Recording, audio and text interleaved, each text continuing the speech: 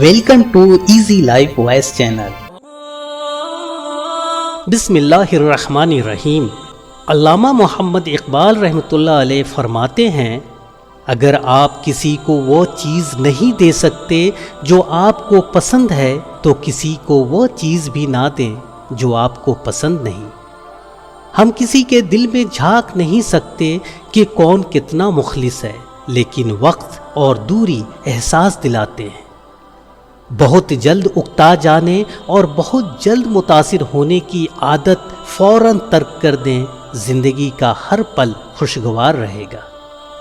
बहुत कुछ जानने और समझने के बावजूद महज ताल्लुक को कायम रखने के लिए कई मर्तबा अनजान बनना पड़ता है। दूसरों की जिंदगी में मुदाखलत करने से पहले अपने गिरेबान में झांकना इंसान को शर्मिंदगी से बचाता है। लोगों की नज़र में कुछ लोग इसलिए भी बुरे होते हैं कि वो उनके मुफाद और मतलब के मुताबिक नहीं होते। जिंदगी में सबसे ज़्यादा फ़ायदेमंद तजुर्बात हासिल करने के लिए आपको मुश्किल वक्त भी बर्दाश्त करना ही होगा। अपने मुखालिफिन पर हमेशा नज़र रखें, क्योंकि उनकी तरफ से की गई बातें और अमल आपको ज़हीन और ताकतवर बनाते हैं। कोई इंसान खुद को किस तरह बयान करता है, इससे उसकी शख्सियत का अंदाज़ा आप बेहतर तरीके से लगा सकते हैं। लोगों की फिजूल बातों पर गौर ना करना और उनकी बातों का रद्द अमल ना देना आपको पुरसकून और उनको बेचैन करता है। अगर किसी की मदद करने पर आप बदले की उम्मीद भी रख रहे हैं तो आप कारोबार कर रहे हैं, एहसास नहीं। अगर आपको तमाम हुकूक हासिल नहीं है तो जो हासिल है उनका भरपूर इस्तेमाल करें। अपनी ज़िंदगी के फ़ैसले खुद करें ताकि कोई आप पर हुकूमत ना कर सके। दोस्तों, नफ़रत और हसद करने वाले से इंतकाम लेने के 7 बेहतरीन तरीके हैं।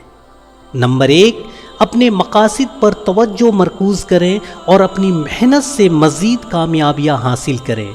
आपकी कामयाबी से वह खुद ही जलेंगे और आपको जवाब देने की ज़रूरत ही नहीं होगी। नंबर 2, उन्हें अपनी ज़िंदगी में इतनी अहमियत ना दें कि उनकी नफ़रत या हसद आपको मुतासिर करे। उन्हें मुकम्मल तौर पर नज़रअंदाज करना आपका बेहतरीन रद्द अमल होगा। नंबर 3, अपनी शख्सियत, तालीम और महारतों को मज़ीद निखारें। जब आप खुद में बेहतरी लाएंगे तो आपके मुखालिफिन खामोश हो जाएंगे। नंबर 4, उन लोगों की निगेटिव बातों का पॉजिटिव अंदाज में जवाब दें। अगर वह तंज करें तो उन्हें शुक्रिया कहिए, फिर वह आपसे उलझने के बजाय शर्मिंदा रहेंगे।